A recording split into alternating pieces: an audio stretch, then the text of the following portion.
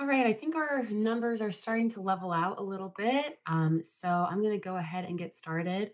Welcome, everybody. This is the STARS College Network College to Career STEM webinar. So we are four different college representatives from different kinds of institutions around the country who are going to give you a bit of an overview and some insights into what pursuing a STEM career during your undergrad years might look like, and some resources that the STARS College Network can offer you. So, before we totally get kicked off, I'm going to have all of our panelists introduce themselves. My name is Sophia Stills. I represent Caltech, aka the California Institute of Technology, located in Pasadena, California. I work in our admissions office. I've been at Caltech for about 5 years, and I'm very happy to be with you all. And then next, we'll hear from Andrew.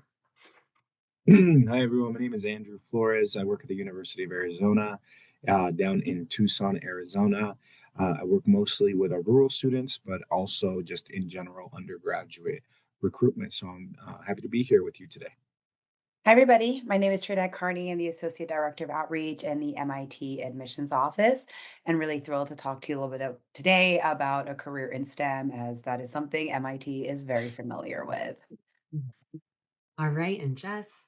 Hi, everyone. My name is Jess Dillahunt. I'm one of the senior admission counselors at the University of Iowa in Iowa City, Iowa.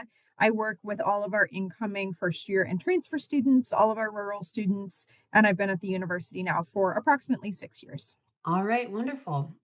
Now, without further ado, I'm just going to give a bit of an overview of the STARS College Network. So, for those of you whom this is maybe your first webinar or your first instance of engaging with the STARS Network, it's a really incredible resource for rural and small town students. We are a consortium of colleges and universities, all kinds of different colleges and universities from around the country, small, large, mid-size, private schools, large public flagships, urban locations, rural locations, more suburban locations, just really schools of all different kinds. And we all have essentially banded together with our resources to help support and recruit and enroll and graduate, importantly, really incredible students from more small town and rural regions around the country. So our goals are really just to widen pathways to higher education for rural and small town students.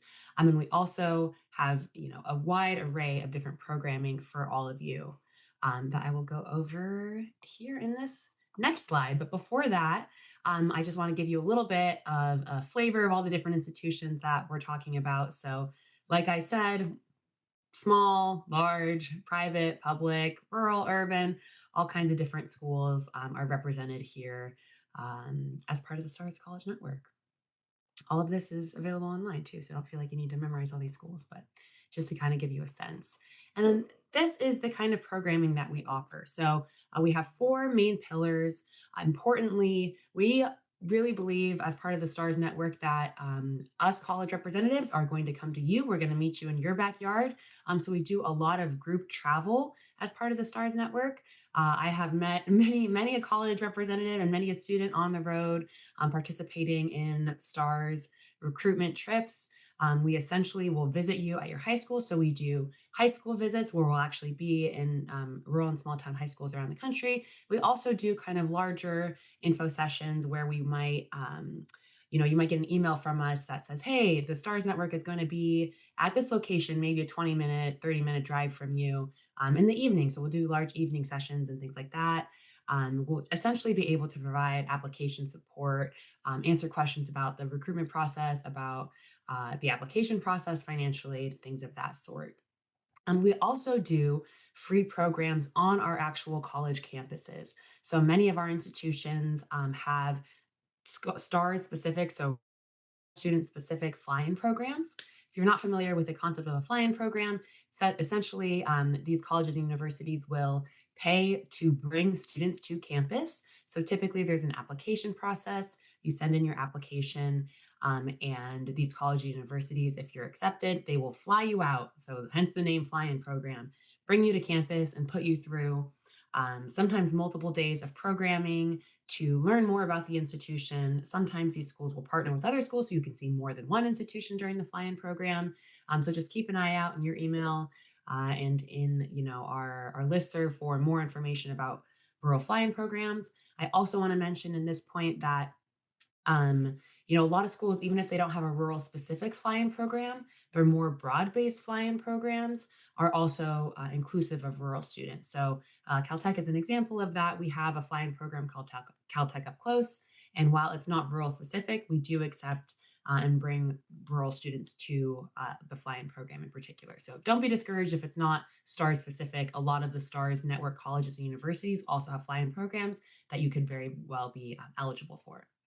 The next pillar are virtual college access and affordability programming. So exactly what you're here today seeing, essentially the most accessible way for us to reach students is online nowadays. So this is, a great opportunity for folks. Maybe there's not, STARS partners aren't coming to your school directly, or they're not coming to your region, but we want to make sure that all this information is accessible to students online as well. So we host these kinds of virtual panels all the time. And we also have our very important on campus support systems for students that we're actually enrolling who are from rural and small town areas. So, especially as the STARS network continues to grow and we continue to expand our recruitment efforts, we have larger and larger populations of rural and small town students on our actual campuses. And we are building out our support systems for these students. And essentially, that can help create better networks for students as they're actually coming to campus. They have community, they have that sense of belonging.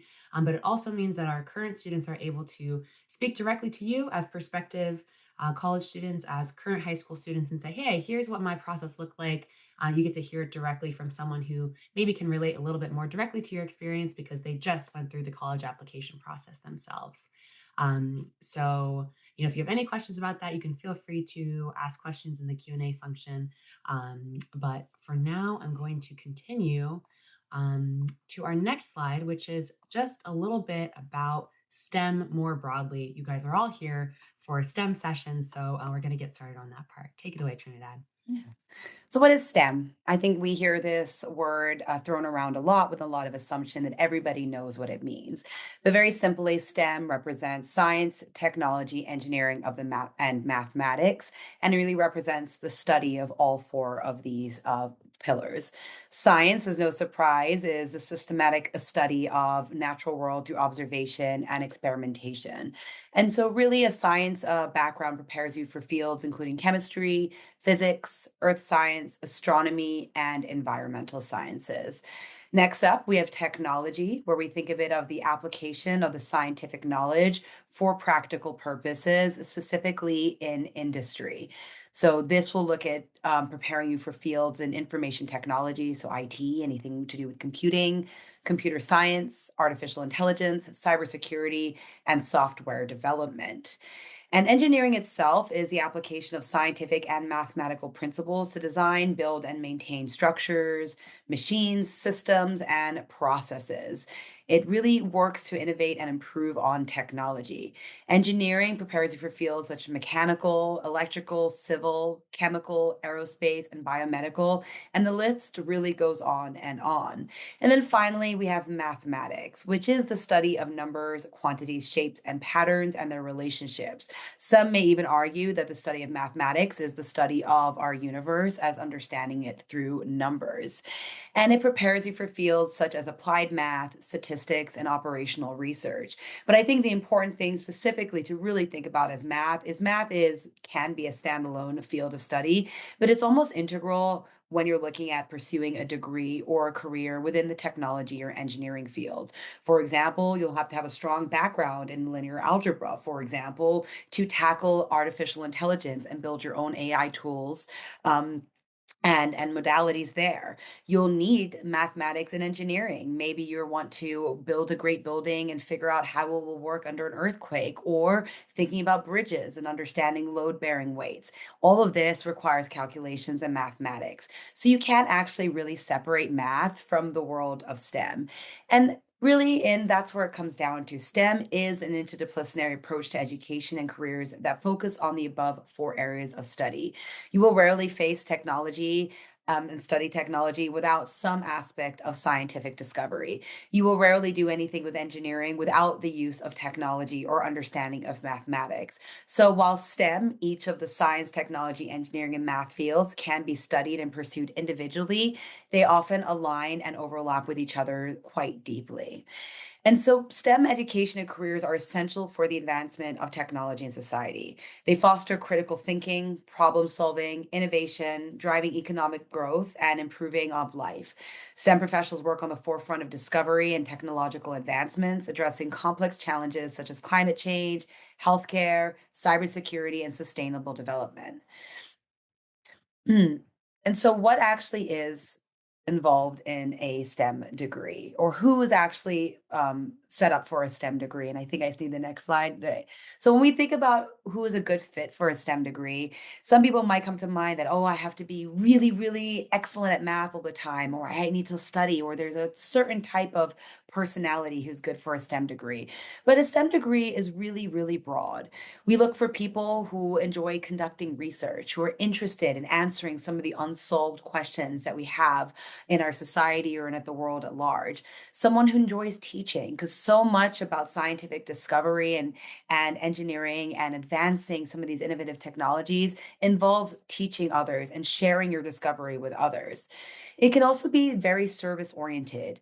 MIT's mission is actually to educate students in areas of science and technology and other areas of scholarship to best serve the world in the 21st century. So while we are a predominantly STEM focused school, everything we do is actually service oriented. We want to solve big problems. We want to make the world a better place. And we aim to do so using the tools that we have through engineering, mathematics, and scientific discoveries. Intellectual curiosity is also so important. So much of what we've solved today comes from someone asking us simple questions, and questions is what moves us forward. So, if you're somebody who has a thirst for knowledge and is very curious, a STEM degree could really be perfect for you because there are so many unanswered questions that are just waiting for brilliant minds to tackle.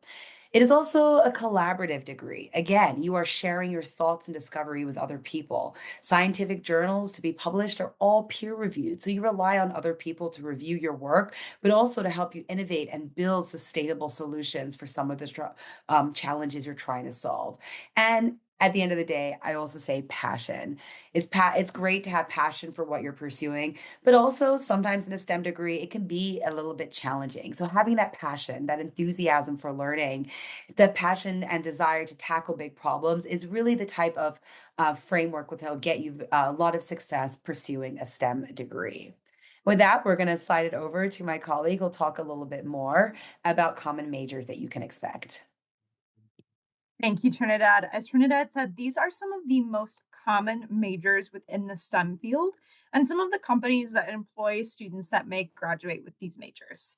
A couple of key things to keep in mind is first and foremost, this is not a conclusive list. This is just meant to give you an overview of some of the most common STEM majors that you might encounter as you are researching different colleges. And as you'll notice, again, not a conclusive list of the companies and organizations that would hire graduates of these programs. As you can see with many of these degrees, there's multiple directions in which you can go. So, for example, within just the field of engineering, there's different ways to specialize within engineering, choosing mechanical engineering versus robotics versus electrical versus systems versus civil. On our campus, we also have engineering minors, for example. So students can specialize in one area, but get a little bit more of a skill set in a second area of interest. So there are ways that you can take all of these degrees and make them your own. And post graduation, there's many different directions you can choose to head with some of those degree pathways. Some of them are a little bit more obvious. So, for example, if you study mechanical engineering, you know that someday your title is likely going to be something along the lines of mechanical engineer.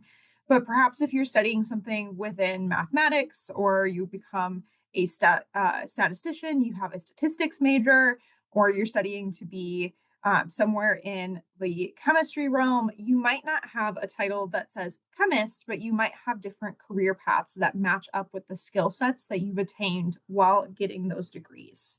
So keep in mind that each company has a different focus and that when you are like taking a look at your options within a STEM area of study, What I typically encourage students to do is take a look at the end goal and determine the skills that they need.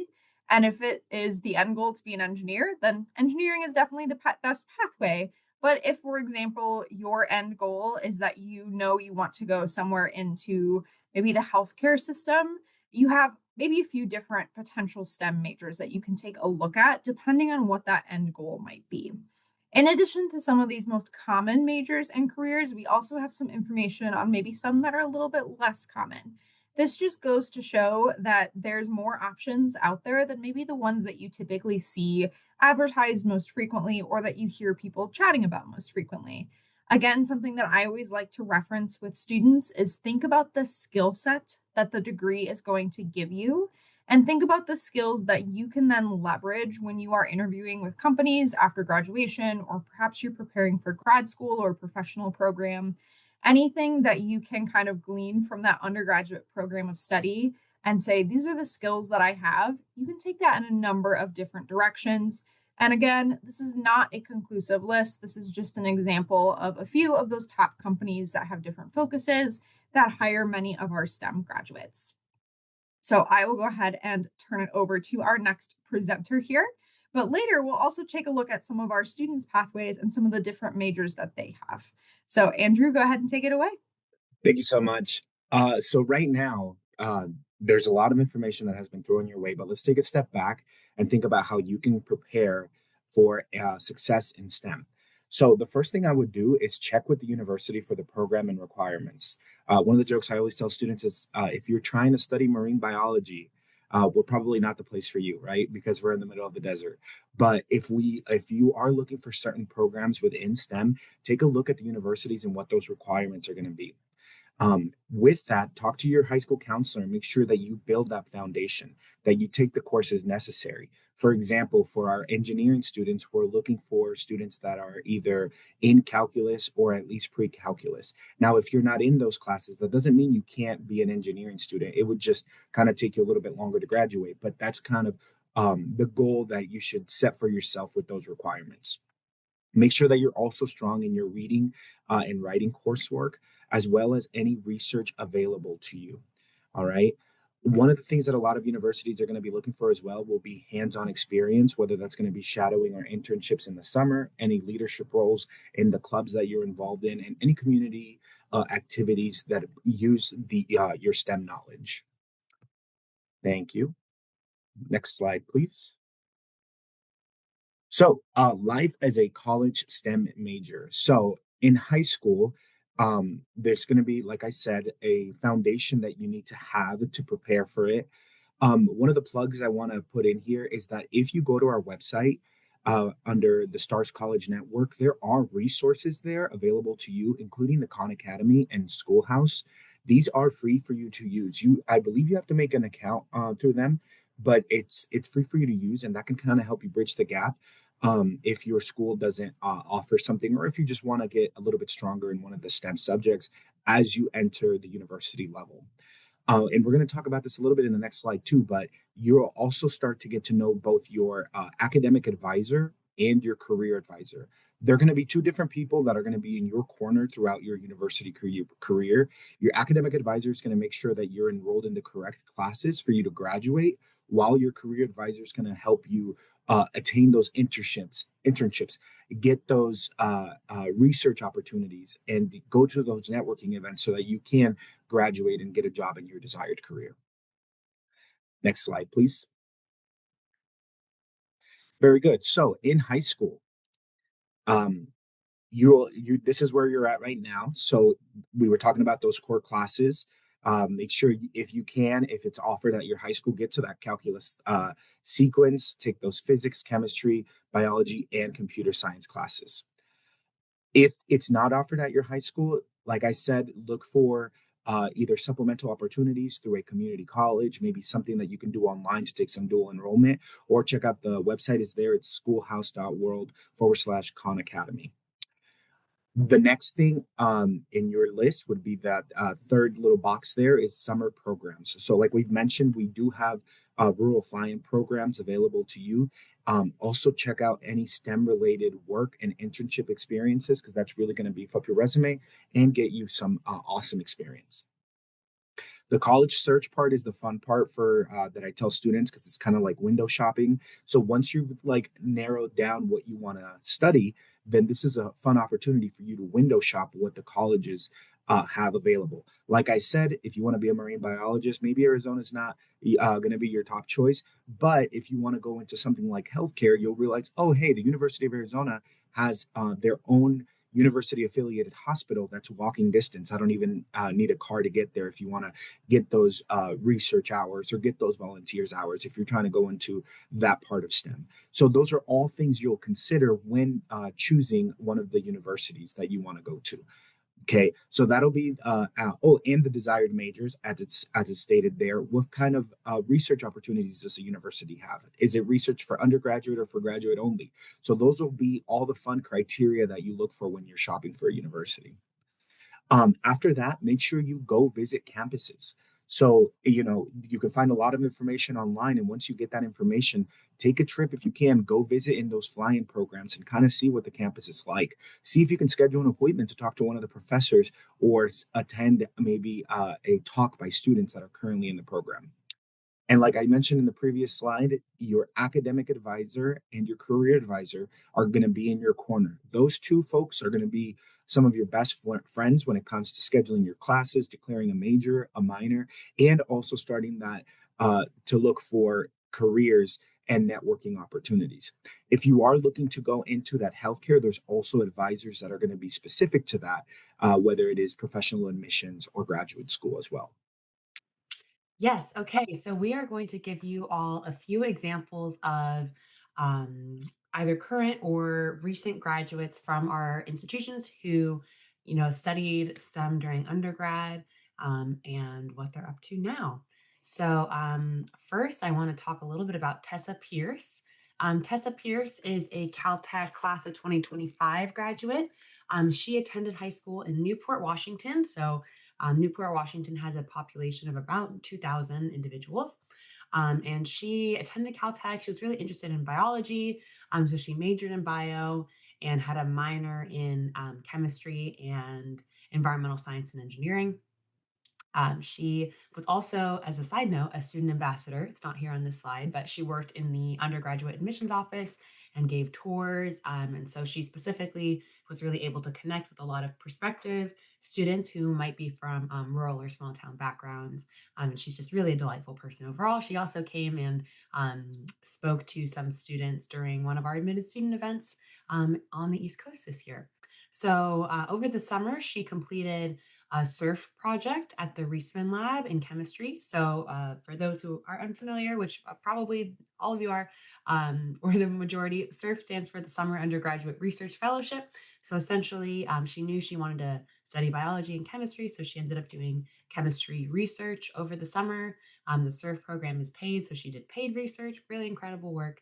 And then the next summer, she thought it was really fun, obviously doing chem research with Dr. Reisman, but she wanted to actually travel abroad and do research abroad. So she ended up doing, again, the Summer Undergraduate Research Fellowship at the University of Iceland through a surf exchange. So Caltech paid her to go to Iceland and do environmental science and engineering research there in Reykjavik, which is really, really cool. And I was so jealous that she got to go to Iceland over the summer. It looked really beautiful. She graduated in 2025, so just last spring, and now she currently works at the National Institute of Health. And so I was just able to speak with her actually in person. I was over in DC and she came to our admitted student dinner. I got to chat with Tessa and just hear how things are going. And she's really loving her work at the NIH. And she also really loved reconnecting with some prospective Caltech students. So she had, again, basically her journey through STEM took her from Washington down to Pasadena in California, to Iceland, and now she's out in DC. So she's really kind of been all over the place, but has had a really incredibly rewarding journey in STEM that started with her undergraduate career. All right, next I'm going to pass it back to Andrew. Hi. Oh, there we go. Hi, everyone. I'm back. So, our student at the University of Arizona is Senya. She is studying animal science with a concentration in animal industry. One of my favorite parts about STEM is that it is so broad. And here in Arizona, at the University of Arizona, we have a lot of really cool, like animal science and agriculture, which is new to me. I am kind of from, I'm from Phoenix originally, so which is kind of a big city. So I love learning more about these programs at the university. But Senia attended school in Coolidge, which is actually in between Phoenix and Tucson, with a population of about 21,000 people. Like I mentioned, she is majoring in animal science with a focus in animal industry. She is also an honor student at our W.A. Frankie Honors College. Through that, she is in the PATH program, which is our Partners Through Honors mentorship program, which is where students in the honors program help to mentor one another. So when you are go into the program, you receive a student who's an upperclassman as a mentor, and then you return the favor when you're an upperclassman and you mentor an incoming freshman. And then her post grad plans are either to continue in either agriculture or wildlife education, but she did tell me that she is considering graduate school as well. Congrats, Claire from MIT. I'm very excited to talk about Claire. I'm very biased because she's amazing. But Claire Southard has also served as one of our STARS ambassadors for the last 2 years and has stayed on even as she's entered grad school. So she's a really vibrant member of MIT, but also a close friend to the admissions office, doing a lot of work to help boost the recognition and representation and support for our rural and small town students on campus. So Claire herself attended high school in Cape Girardeau in Missouri with a graduating class of less than 100 students. She attended MIT for undergraduate studies where she pursued her degree in computer science and neuroscience. So really thinking about cognitive understanding from both the computing area, but also how the brain works. She then went on to do her thesis in translating disabled musicians' brain activity into music. So really thinking about that public service part that I was speaking, right? Service minded. So she was really thinking about how those who are disabled could still really contribute to the musical community. And she attended MIT for her master's in music technology. So while she's graduated from MIT last year with her undergraduate, she still remains on campus pursuing her master's in music technology. And as soon as she's done with that, she'll be pursuing her career as a data science for St. Louis Cardinals. So she's also been doing that as an internship, but she'll have a full-time job as a data science for the St. Louis Cardinals, which is pretty amazing. And so you can see that Claire, while she has a traditional maybe STEM background, she's still really able to pursue her passion, which was music, and managed to create a degree that's related to STEM that still includes music in a way that serves a greater population. And now she's got a pretty cool job working for the St. Louis Cardinals, which is in athletics. So a STEM degree really can take you to any industry once you have that strong analytic problem solving brain. And with that, we're moving on to our next student. And I have our final student we're highlighting this evening. This is Bhumika. She attends the University of Iowa. And again, very biased. She's a good friend of our admissions office as well, as she has been a tour guide the past several years.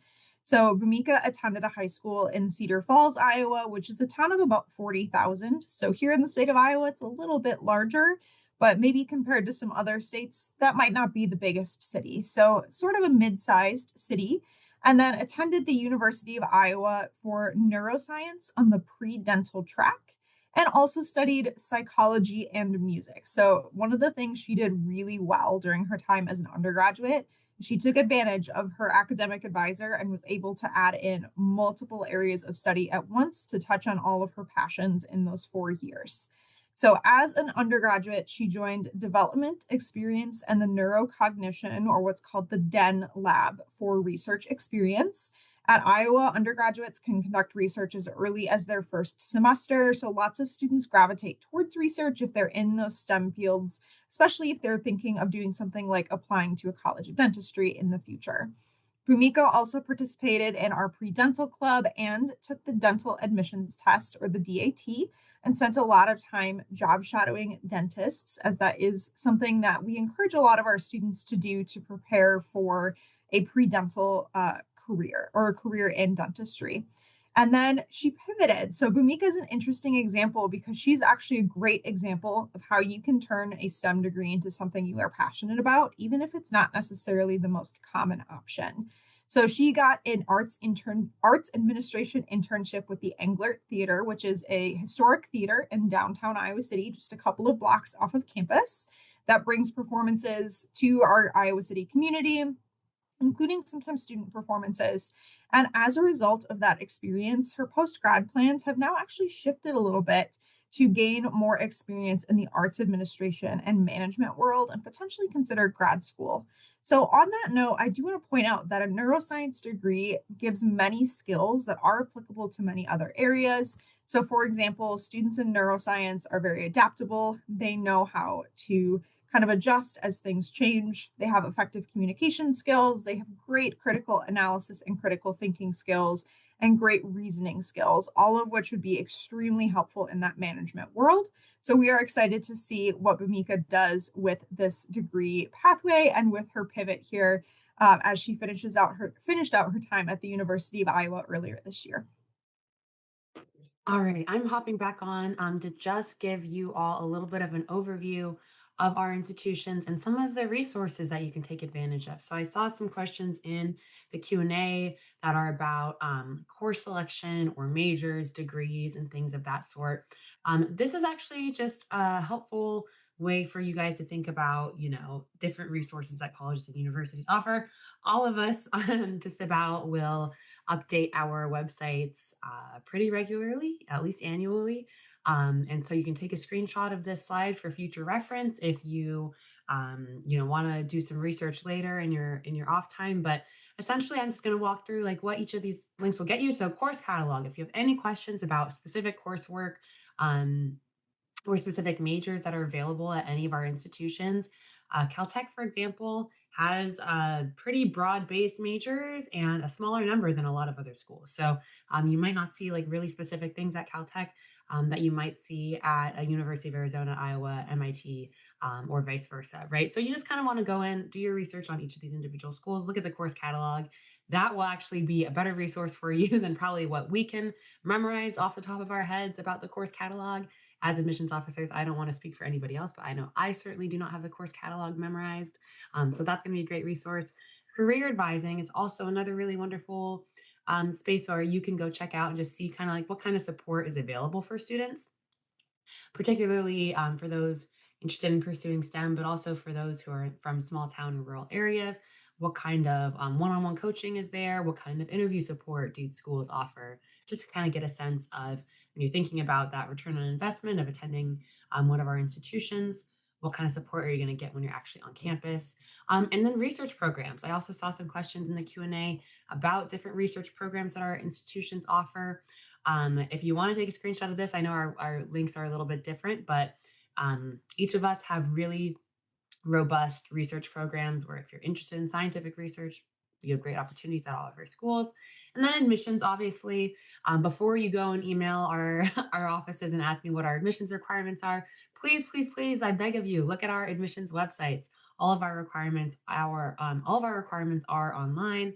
And so if you have any questions about that, you can feel free to check in with us, as well as student life and organizations. So if you're curious what life is like, as an actual college student on any of our campuses, you can feel free to check out those links and just see what it's like to get involved as an actual student on campus.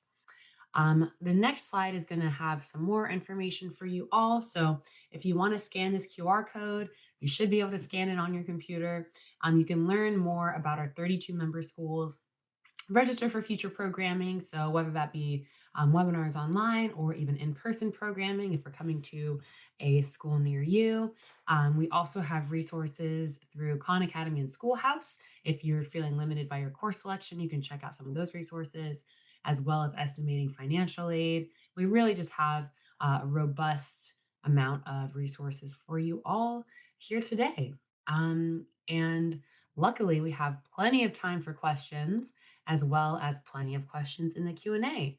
So if all of my panelists would join me again, I'm actually going to stop sharing my screen so you can see all of our faces a little bit better. and we are going to go through the Q&A. So let's see. I will read out the questions, and maybe for our panelists, whoever feels most well equipped to answer it, you can feel free to chime in. Um, I will answer the first question. What is a surf exchange? For Caltech in particular, that's just an opportunity for students to go abroad and study research, to do paid research over the summer in another country at another institution. So I'm happy to share more about that. But basically, summer undergraduate summer undergraduate research fellowship, but at another school. Hence the exchange part. Um, all right. Now, the next question maybe is a little bit broader, but Daniela would like to know how exchange programs work for undergraduate students. And I'm going to ask this a little bit broadly for all of the schools here today. I'm going to interpret exchange programs maybe as foreign exchange or studying abroad rather than the SURF program in particular, if anyone wants to speak to that. I can jump in. That is one of our most common experiential learning opportunities on the University of Iowa's campus. So we have a separate study abroad office that helps students not only work with their academic advisor, but they will pick out an exact time that it works for students to study. And those programs are anywhere from as short as a week all the way up until one academic year. And we send students to over 70 countries. And within those 70 countries, there's over 200 program options. So for a lot of students, that works really well if they just want to have the experience of studying at a different institution, perhaps for an academic semester or for the full academic year. But it also is a great way to show that students kind of have that global focus. And like I said, you don't have to study abroad for that full semester. Many schools, like Iowa, I'm sure all of us here as well, have different types of opportunities and different lengths of being able to study abroad, but that is a great way to add to your resume. Awesome. Thank you so much, Jess. Do either of you, Trinidad or Andrew, want to add to that? Uh, at the University of Arizona, it's pretty standard. The nice thing is that you do get to check off the classes that you would normally be taking. So I always encourage students to do the those programs because you get to use the same scholarship money that would apply to your regular tuition can apply for you to be doing research in Spanish in Barcelona. So I wish I would have taken advantage of it. So definitely do if you can. Yeah, so at MIT, we actually don't really have exchange programs. There's 2 degrees that if you major in, you can choose to do an exchange for 1 semester, but it is not the norm. There's very few students who actually do it.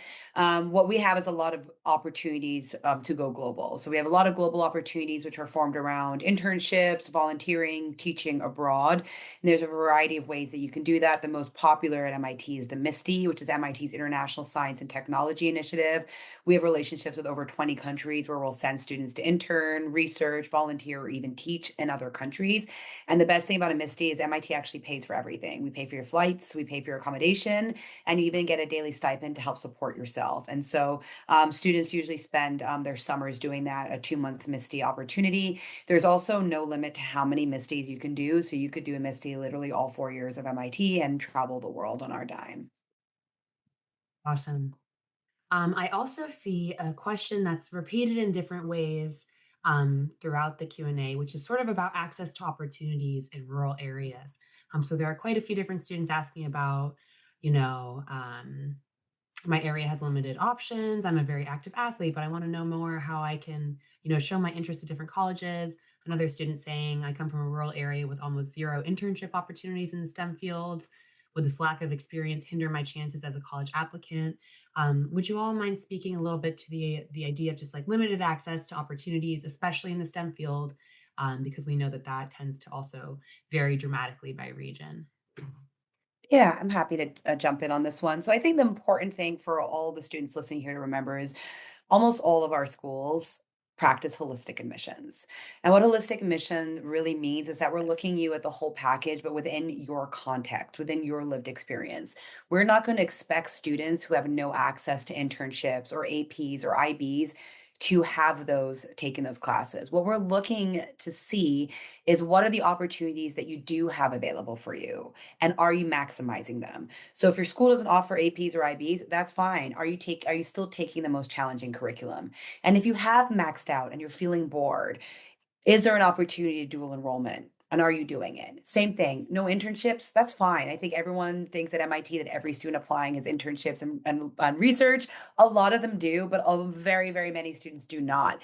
And then the thing about extracurriculars and these summer enrichment opportunities, we're not super concerned on what you're doing. What we want to see is that you're using your free time effectively. So if there's no internships available to you, what else can you do? Is there a club that you can join? Is there an individual project that you've been wanting to work in? Is there some community service that would get you excited?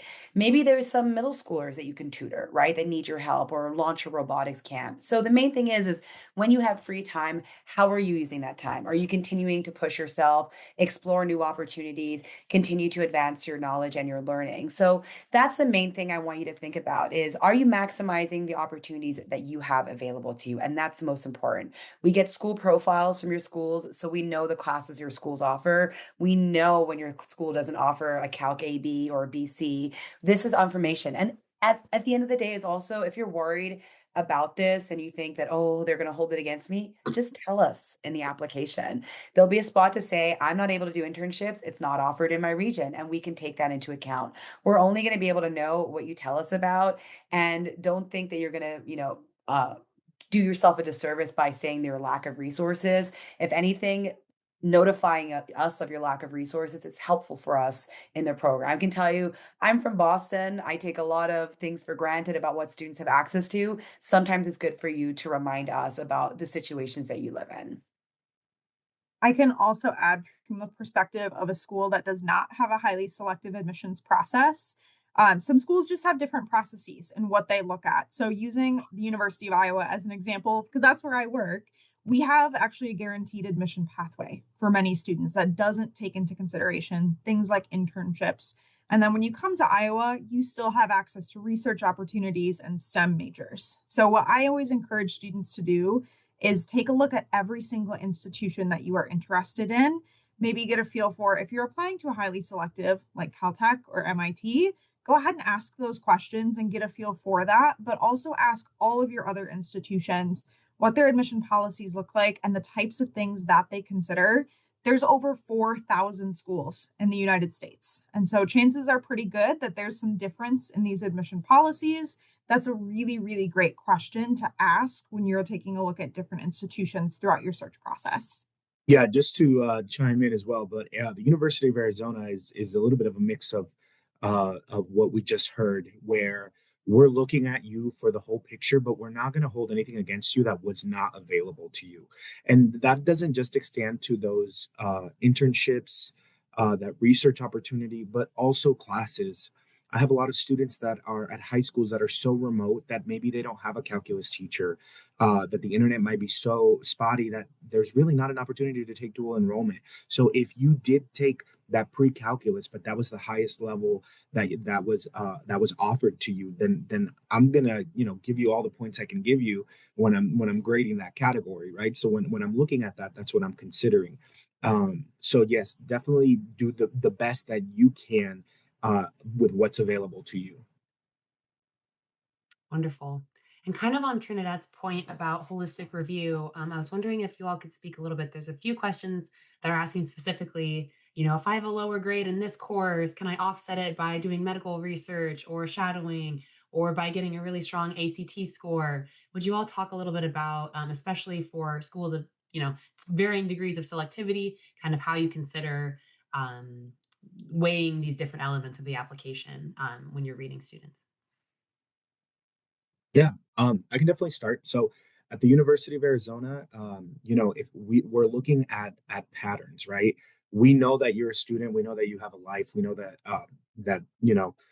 sometimes life gets in the way of grades and whatnot. So we're looking at patterns. So if there's a grade that may be slipped, we're looking, okay, how did the student recover, right?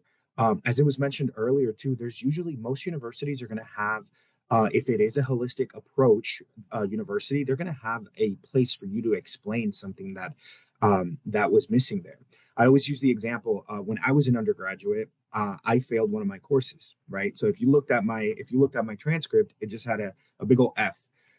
Behind the scenes, my mom was very sick at the time. So what I did was I ended up taking the class again the next semester, and I got an A that time. I was a little bit less distracted. I wasn't traveling to visit my sick mother at that time.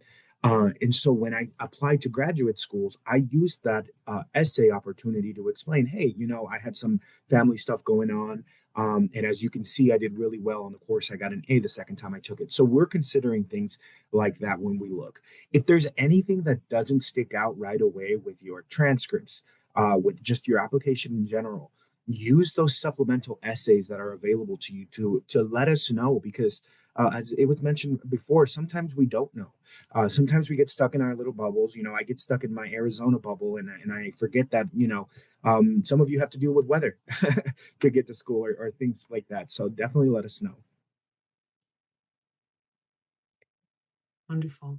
Oh yeah, go ahead, Trinidad. Yeah, I can also jump in as one of the more selective schools here. I think apply to college is very stressful, and especially when you're applying to a selective school. And I think you're gonna sometimes overthink the little things. And I think the GPA game is one of them.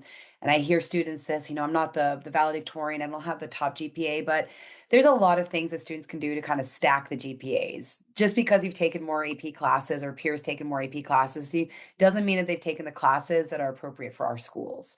Or they could be have the most compelling GPA, but their test scores are softer, or maybe their recommendation letters aren't great from their teachers, right? So again, we're looking at the full package. And yeah, there are some things. Softer academic grades could be offset by really, really great SAT or ACT, or vice versa. You could have had a bad test day. Things happen. Also, B's happen, C's happen. Obviously, at MIT and probably Caltech, we don't like to see a lot of C's, but we also recognize that they happen, and we're going to be looking for that upward trajectory. And we're always going to be more concerned about how you're doing now versus how you were doing in ninth grade or 10th grade, right? If we're seeing that you're getting better and better and working hard, that's the main thing. But don't get into this, rat race of, am I having the highest GPA? Do I need to do this? And the main thing is, do you have good grades? Are you pursuing the required or recommended classes that the schools that you're applying to are looking for? Are you pursuing things that excite you and that you're engaged with? And are you taking the time to get to know your teachers so when they write a letter about you, it's more than just a name and a test score? So really be thoughtful about these things and think about pursuing things that make sense to you, fulfilling the requirements of the schools, but also recognize a perfect GPA is not all that it takes to get into MIT or Caltech or the many other selective schools. We are really looking at the full package, and sometimes a fantastic candidate for MIT might have gotten a couple of C's in their academic trajectory, and it's okay. They are still academically viable by the time that they apply to MIT. All right, I'm actually going to ask a question that is also directed towards Trinidad and MIT, but I would love for Jess and Andrew, you guys to speak to this as well, just about portfolios and additional supplemental materials in the application. I will go to different panels, and some schools will say, please send us all your supplemental materials. Other schools say, lay off. All we want to see are your essays and your transcript and your LORs. Could you each speak to that for each of your schools? What do these, additional materials look like, especially for students interested in studying STEM? Great question. So, when it comes to our specific admission process, we are academically focused. So, we're going to look at a transcript. We will look at a test score if that is submitted. And then we want to see GPA information, which is typically on that transcript. That being said, if a student has something they want us to be aware of, so kind of using Andrew's example earlier, there's a parent that maybe is going through some sort of health issue, or there's some sort of extenuating circumstance going on at home that's impacting the student's education. A personal statement is always a great way for us to find out about that information. And those don't have to be long. We take about a page and a half, 2 pages, just enough for that student to tell us the things that maybe aren't on the application. That being said, as a state institution, we might have a little bit more of that transparent policy, very clear standards of what we're looking for. There may be different things like different scholarship opportunities, the honors program, different types of applications require different materials. So there's going to be different options to submit other things there. For example, our honors program looks at activities lists. So we might not look at that the admissions process. That doesn't mean we don't value those things. There's just different opportunities to submit those materials. I can chime in because we're also a big state school at Arizona. Um, So for us, we have that, guaranteed admissions for certain GPAs. However, it is still a comprehensive review for admissions, so it's not only based on that.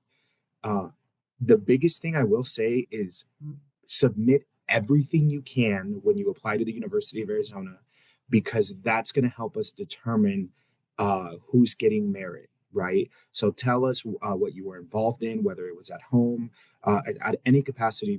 The better, the more you put, the better. So that way we can determine, or not we, because it's way above me, but how that money will be distributed for scholarships and such. And I'll jump in here. So at MIT, we do have a portfolio process, but I want to emphasize and the start that the majority of students who are admitted to MIT actually did not submit a portfolio. Portfolios there are specifically to showcase exceptional talent or activities you're involved in outside of school that would make a significant difference to us understanding you as a person, understanding other ways that you might contribute to MIT. So we have a maker portfolio. You define what a maker it is. It could be clay hedgehogs, it could be robotics, it could be coding projects, whatever that is. We have a music and performing arts portfolio for our musicians who have technical ability, and we have an architectural and visual arts portfolio and a research portfolio. But I always say, if you're submitting a music portfolio and you have no desire to play music at MIT, what's the point? Or if you're the only person that ever told you know how to sing well is your mom, probably not that technical ability that we're looking for. That said, we will never hold it against a student for maybe not having a super technically advanced portfolio. We might just listen to the music and say music flair and keep it moving. So it'll never disservice you, but it could advantage some students who do have something very significant to showcase. So I would say don't get caught up on the idea that you have to submit a portfolio to be admissible to MIT. The goal of the portfolio is to showcase exceptional talent and ways that you're going to contribute at MIT once you come there. And same goes to the application. Like Jess said, is that they ask for very specific things. We do too. We have a little bit more of a robust application. We do have short answer essay questions designed for us to get to know you and determine your fit with MIT. But we don't want you just to submit everything to us. We don't want your CV. We don't want additional links put into the additional information. At the end of the day, your application should be well curated. Think about it like your social media account. You might take 30 selfies, but you're not putting all of those selfies on social media. You're putting maybe one or two. Same thing with your application. We know you're doing a lot of stuff, all the time. What we want to know about is what we ask you and what really reflects you as an individual and what you're doing because you love it. What are the stuff that's important to you, not the stuff that mom and dad told you to do because it'll look good on an application, right? That's what we're trying to get at. We have very limited time to look at your application. So what's important for us is to focus on what we're asking you. If you end up submitting all these links and all this other stuff, it just takes time away from what we actually should be focusing on. So stay focused, learn about our schools to learn about what matters, and make sure you're answering the essay question. You're submitting the information that's important, and don't just try to throw everything at the wall hoping something will stick. Curate your application just like you would curate your resume or your social media or a website, everything like that. You should approach it the same way. Wonderful. Jess, I saw that you have a few questions in the Q&A function, excuse me, specifically about how students can continue to stay in touch with the STARS network and more information about this webinar. Is that something you'd like to share right now? Yes, absolutely. Fabulous. So I've noticed a theme. There's a couple of questions about where they can find the recording of the video, how they can connect with stars, if parents should be connecting with stars, all of those related things. Just a quick plug, if you go to the Stars Network website, it takes about 30 seconds or less to join the network. As Sophia mentioned earlier, that is when you get that monthly email newsletter. I know we are all getting so many emails, but that is how we communicate with you guys. That will tell you events that are going on. And as well, you'll just be able to keep in touch a little bit easier rather than having to go to the website all of the time. However, if you are on the website, there is an events tab. And that events tab is going to tell you all of the things that are going on, including our in person travel, our webinars, those fly in applications, any sort of events that are going on our campuses. So I do encourage, especially if you are a student, this is a great time for you to practice autonomy in that college admissions process and sign up yourself. But if you're a parent and you still want those newsletters, there's no shame in signing yourself up for the network and getting those. I just encourage students to have them just so they can practice having that communication with the network. And then I will also add that these webinars are recorded. So this will be on YouTube. It does take a couple days for us to get that up there, but those are recorded. They are put on our YouTube page, and you can find a link to that page once again through the STARS Network website. This time that will be under the resources tab. Wonderful. Thank you so much, Jess. And I just threw the link for the Stars College Network if you guys missed the QR code in the chat. So you can feel free. I found it by Googling Stars College Network. So it's real simple. First Google search available. We have about 3 minutes left. So I'm going to do a really quick rapid fire question for all of our panelists because there's a few questions in here that have the same theme around essentially like what makes a competitive application at each of our institutions. And I know that the answer is very different for all of our schools. Maybe we can gear it a little bit more towards a student applying for a STEM major or a STEM field. Um, Andrew, do you want to start off that question? And you are muted. So sorry. I just saw it. Sorry. So, what makes a competitive application at the University of Arizona? Like we kind of noticed, it's going to be a little bit different for every school, right? So, at the University of Arizona, I think I mentioned it a little bit before, but just tell me everything you've done. I want to see the whole picture. I want to see everything that you've done, every activity that you've been involved in, so that I can get a nice idea of who you are as a student, and also those classes too. Make sure that you are taking those classes that are going to make you eligible for acceptance to the university. Each school is going to have a different list. At the University of Arizona, we use what's called the Sweet 16 or Core 16 from the Arizona Board of Regents. So it's those 16 core classes that we expect, and that's what we're going to use to determine your GPA. If you Google Arizona Board of Regents Core 16 or Sweet 16, you'll be able to get that. So that's what I would do for my institution specifically. While we're on the topic of state schools, I'll go ahead and piggyback off of that. So, the University of Iowa is also a state institution. We are governed by the Iowa Board of Regents. So, we are one of 3 state schools.